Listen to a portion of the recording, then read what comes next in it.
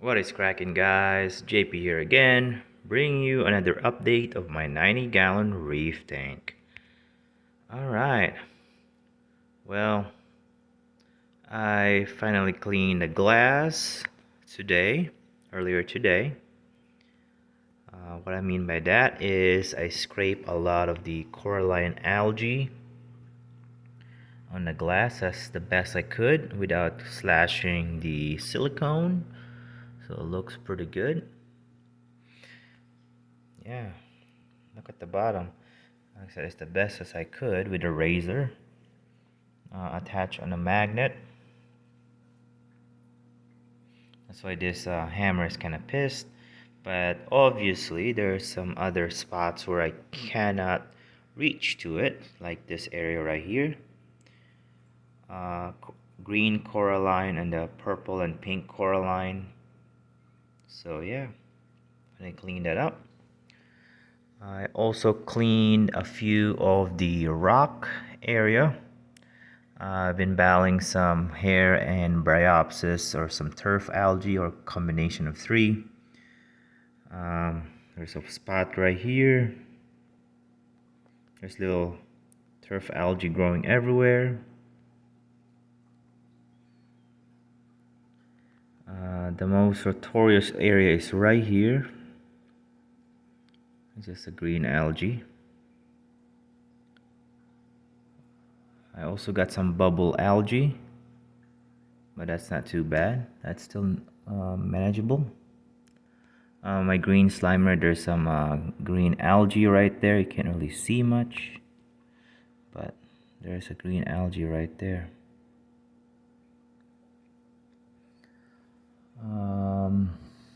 Just, little algae here and there. Nothing too bad. There's a tough turf algae right there. This tenuous is not doing too good. It's just paling out, but I think it's coming back slowly. I can see some coloration when I have my T5 on. I don't know. We'll see. There's some turf algae in the back right there. I couldn't reach. Got some hair algae in the torch coral. So yeah, definitely got some algae right there. But I cleaned my pumps and my RFG.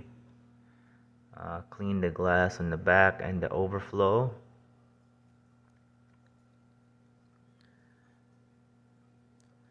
Last week, I actually had a little stray voltage issue. My hydrocoralia was putting out about 50 volts into the water, and I had to get a multimeter to test which pump or which thing is straying voltage. Now, after all of that testing, I finally got it down to about 9.1 volts, which is okay because I'm using all AC pumps. I don't have any DC pumps, so I might get a grounding probe in the future.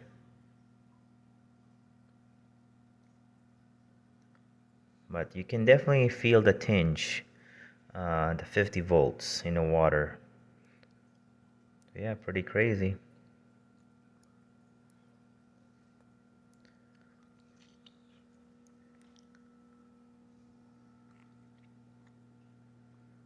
Coral wise, everything's doing pretty good.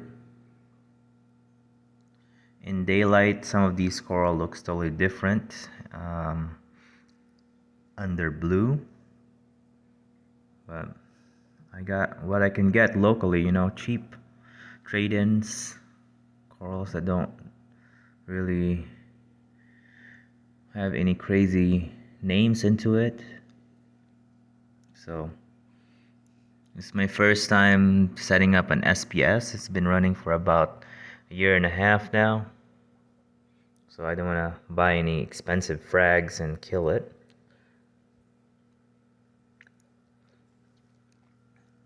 And most of my LPS are from my previous tanks. So said some of these are kind of irritated because the shrimp was on top of them, or I was cleaning the tank. So yeah, there's my little shrimp right there.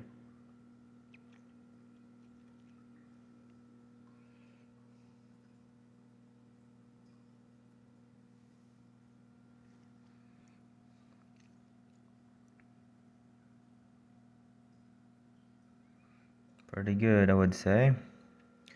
Down in the sump, nothing really changes much. I only cleaned the skimmer today.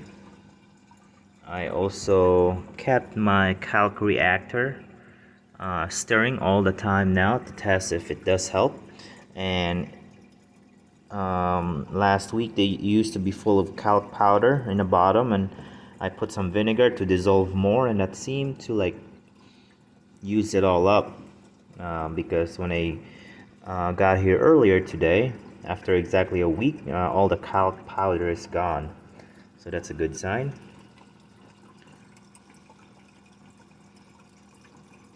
I also removed the noodles underneath uh, because it was just filling up with a bunch of gunk and algae, and yeah.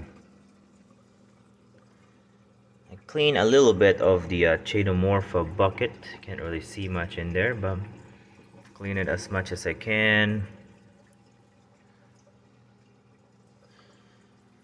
So yeah, nothing too crazy. I also um,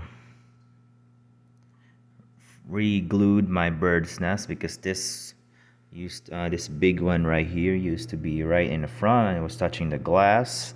I couldn't clean the glass like this right now, so there's some algae right there, and I just moved it over there to try to kind of smother of the Paleozoa grandis. Then I scraped the glass in the front. Now it's very clear,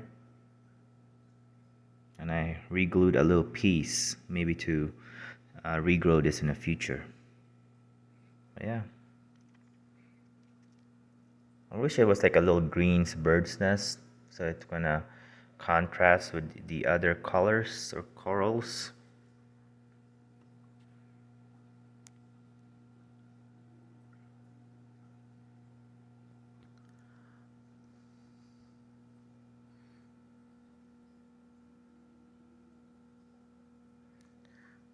My Hawkins Toraki or Canada is growing pretty well. I accidentally fragged a little piece right there, and it's growing pretty well too.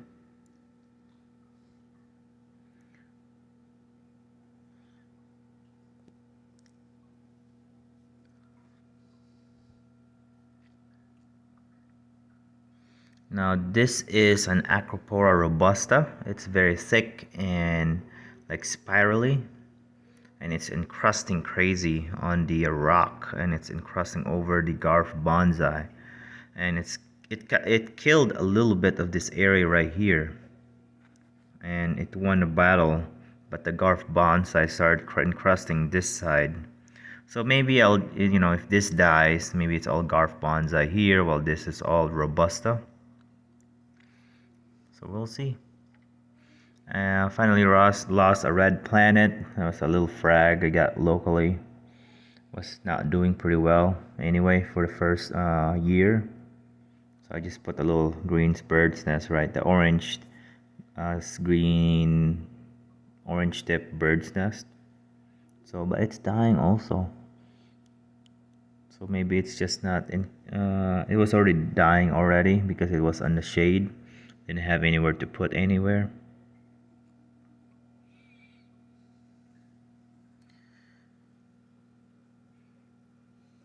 Kind of damage some of the Montipora right there from scraping the glass.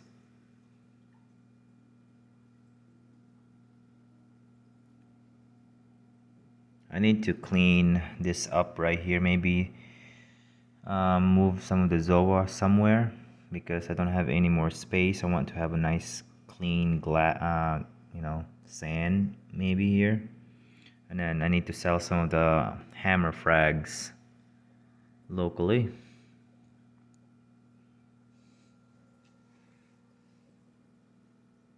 Yeah, everything looks pretty good.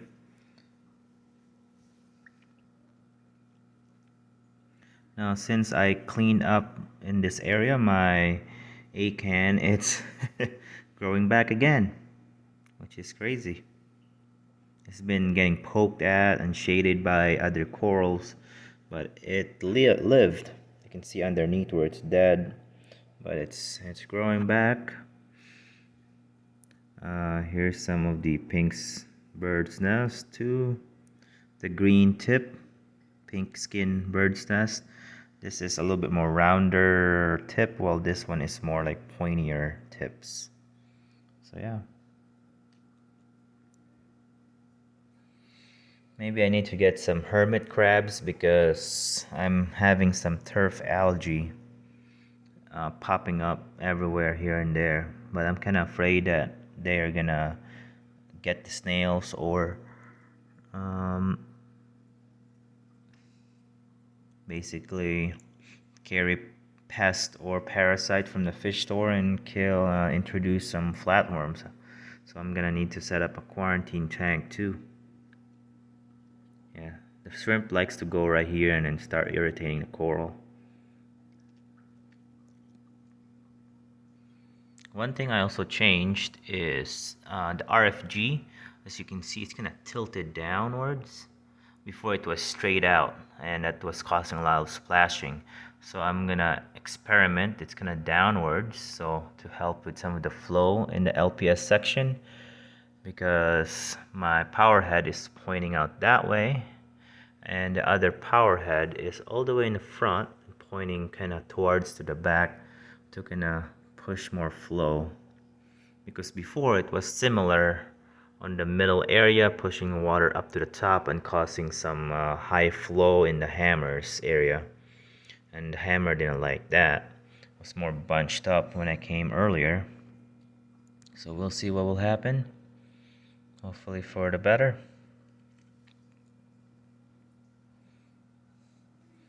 I'm kind of surprised. I still got that see that little snail back there, Asteria snail. I have a red turf algae on that snail growing on the shell, but it's not on the rocks, which is kind of weird. But we'll see. Still got my Possilopora popping up everywhere. The Possilopora eduxi or grandis, it's not doing too well. I don't know. Lost some tissue above. Although it's getting nice light, maybe it's just not getting enough light because it's getting shadowed above with the echinata and the setosa. So maybe, needs to move up. But it's such a very big coral. This is the grandis, so that they need to be at least a foot to appreciate the shape of the coral. And a foot in this tank, it's gonna take like half right here, so I don't know if that's gonna be possible space wise. But someday if I get a bigger tank or a specific species only tank, maybe, but don't really have the space. You can see some of the LPS in the bottom, the Julian Sprunger, and some of these. They used to be covered with algae on the glass, so you can't see them. But yeah, there's some of the mushroom. Pretty good, I would say. Alright, well, that's it for the update. Thanks for watching and happy reef keeping. Adios.